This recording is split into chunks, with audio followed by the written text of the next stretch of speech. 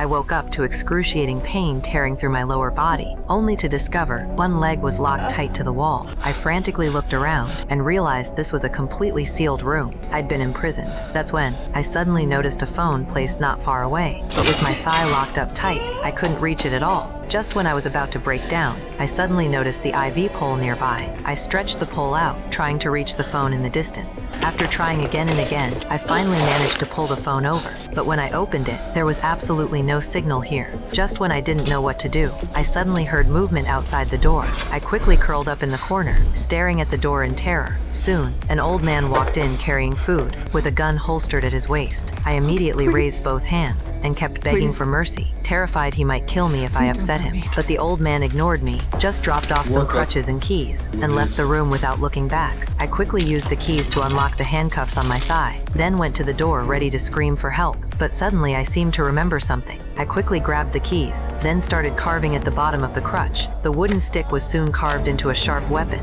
Then I hid behind the wall, ready to fight to the death with the old man who imprisoned me. But just then, I suddenly noticed the ventilation duct overhead. Looking at the air vent, I had a new idea. I quickly removed the outer protective cover, then took out matches and stuck the lit blanket into the duct. Soon smoke filled the entire room. Urgent footsteps came from outside the door. I immediately got ready to fight in the corner.